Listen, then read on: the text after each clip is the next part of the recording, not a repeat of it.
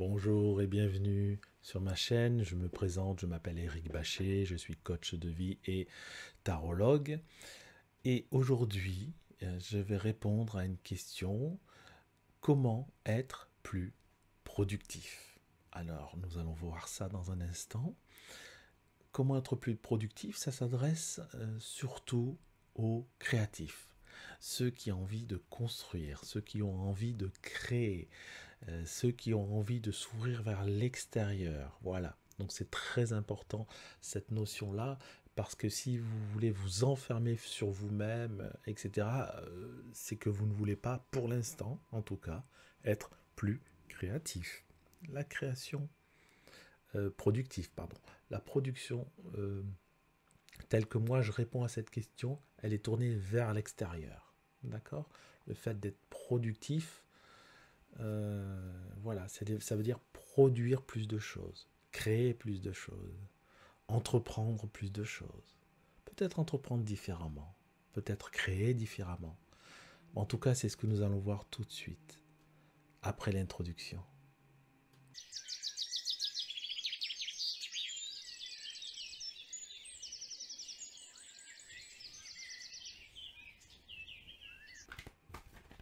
Et je mélange les cartes et je vais tirer donc 3 cartes pour se répondre à cette question. Comment être plus productif? Nous avons la papesse à l'envers. Nous avons le roi de coupe. Ah oui, alors je vais vous les montrer, bien que vous pourrez les voir après. Donc la papesse à l'envers, ça donne ça. Nous avons le roi de denier qui est sorti à l'envers. Donc le roi de, excusez-moi, le roi de coupe qui est sorti à l'envers. Et je vais tirer une dernière carte. Voilà, qui est le jugement, la carte du jugement à l'envers également. Je vous la montre à l'endroit. Et puis elle est à l'envers. Voilà.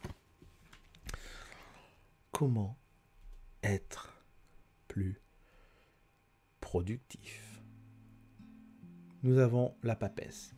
Donc la papesse, comme vous le savez, comme je l'ai déjà dit, c'est le sens premier, c'est la gardienne des secrets, ce qui est caché, etc. Cette carte est à l'envers. Donc cette carte vous invite, d'accord, dans un premier temps, si vous voulez être plus productif, à regarder ce qu'il y a autour de vous. Je pense notamment là à Internet, mais pas seulement. Tout ce qui peut, ça dépend de votre domaine, ça dépend de votre domaine de productivité, ça dépend de ce que vous voulez faire. Ça peut être à travers les livres, ça peut être à travers des personnes, des conseils, des coachs, ça peut être à travers différentes choses, des gens qui travaillent ou qui font la même activité que vous, ou l'activité que vous voulez faire. Donc voilà, cette carte vous invite à regarder un petit peu autour de vous, en tout cas dans ce que moi, l'interprétation que j'en fais ici et maintenant. Cette carte vous invite à regarder autour de vous, à ne pas rester caché, et même à fouiner un petit peu, peut-être à découvrir les secrets cachés qu'il y a derrière certaines choses, certaines vidéos, certaines personnes, certaines entreprises, certaines activités, certaines associations. Essayez de gratter un petit peu, prenez des notes, regardez. Vous savez que moi je vous encourage souvent, par mon activité de coach, de prendre des notes, hein, d'ailleurs. C'est même obligatoire pour moi, hein, il n'y a pas le choix, je ne laisse pas le choix. Hein. Quand quelqu'un vient me voir pour voilà, développer quelque chose, une des premières choses que je dis, c'est prenez un cahier, un stylo, voilà, et puis prenez des notes, travaillez. Donc notez un petit peu tout ce que vous pourriez voir, tout ce qui s'apparente à ce que vous faites déjà, d'accord? Pour l'instant, on ne parle pas de copie, on ne parle pas d'espionnage, enfin je ne sais pas de quoi. Non, non, il s'agit juste d'observer autour de vous ce qui se fait dans le même domaine que vous, et dans des domaines similaires. D'accord?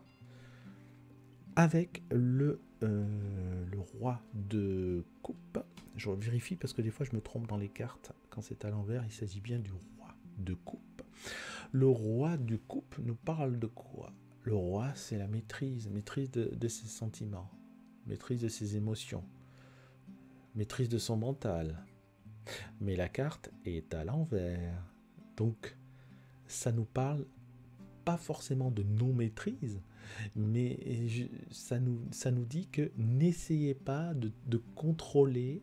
Cette carte vous dit n'essayez pas de contrôler parfaitement tout ce qui vous vient à l'esprit et tout ce que vous faites. N'essayez pas d'être parfait, d'accord? Mon ami Olivier Juprel de Stratégie Vidéo dit souvent, parce que j'ai fait sa formation, dit souvent, fait vaut mieux que parfait. Donc c'est exactement ça, fait vaut mieux que parfait. N'attendez pas faites, n'attendez pas d'être parfait pour le faire. Voilà, c'est ça ce que ça veut dire, au cas où vous n'auriez pas compris. N'essayez pas de maîtriser aussi ce que vous dites vis-à-vis des autres ou de ce que vous faites dans votre activité, comment être plus productif. N'essayez pas d'être plus minutieux. Hein. Peut-être que cette carte vous dit soyez moins minutieux, vous produirez plus. Puisque la question, c'est pas comment produire mieux, c'est comment produire plus, comment être plus productif, plus créatif. Donc n'attendez pas d'avoir le projet parfait, hein, fignolé, ajusté. Non, non, non. Hop, vous avez le projet, clac, clac, allez-y, ouvrez, faites-le, faites-en plusieurs, attaquez, d'accord? Et la troisième carte, nous avons la carte la carte numéro 20, l'arcane numéro 20 du jugement. Et cette carte est à l'envers. Donc souvent, on est dans le non-jugement.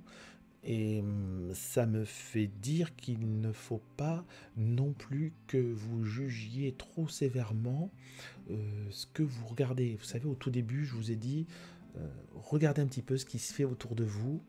Et puis, vous saurez, voilà, ça vous permettra de voir un petit peu ce qui se fait pour être un petit peu productif, un peu plus créatif, etc.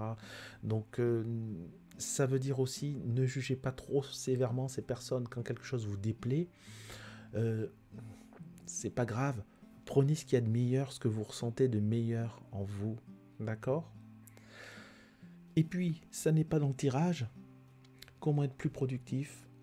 La méditation.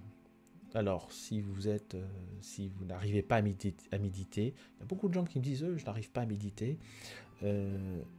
Posez-vous, asseyez sur une chaise.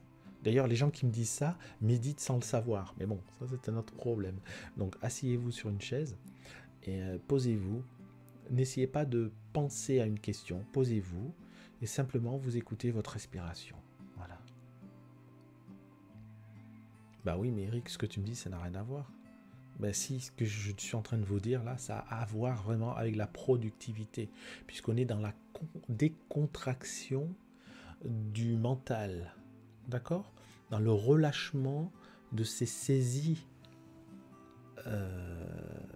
intellectuelles, dans la non-dualité, le fait de pratiquer la méditation, tel que je vous l'ai dit très rapidement, hein, c'est l'observation de soi, l'observation de sa respiration.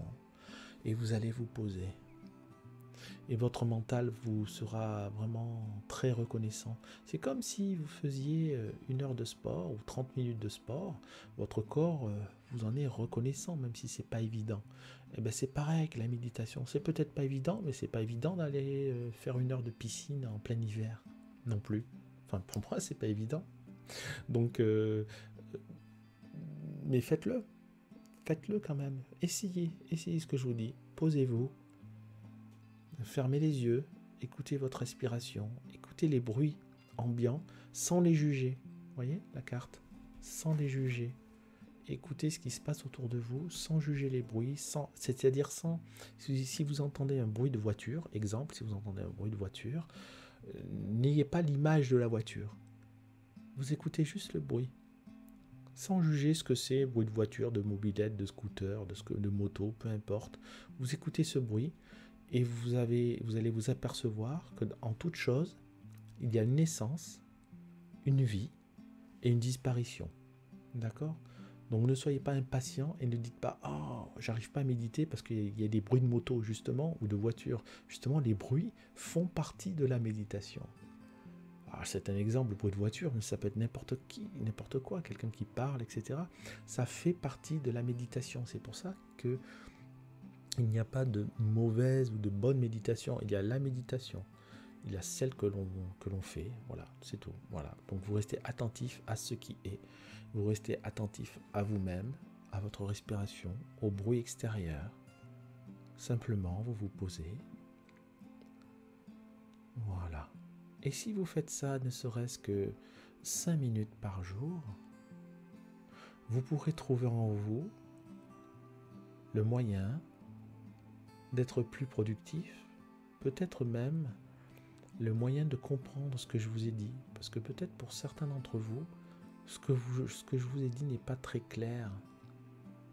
Ou alors ne semble pas forcément réaliste ou réalisable. Et vous vous rendrez compte que par la méditation, finalement, vous avez fait sauter un verrou. Vous avez saisi quelque chose qui pourra vous emmener loin, quelque chose qui pourra vous permettre d'être plus productive ou plus productif. Voilà, j'espère que cette vidéo vous a plu. On pourra en faire 10, 15, 20, 30, 100, 1000 sur le même thème. Peut-être que je les ferai, peut-être que j'en ferai d'autres. Mais en tout cas, si vous regardez cette vidéo ici et maintenant, c'est que vous avez besoin de ce que je vous ai dit ici et maintenant. Tout simplement. Donc prenez-le sans jugement. Voilà, merci beaucoup. Au revoir.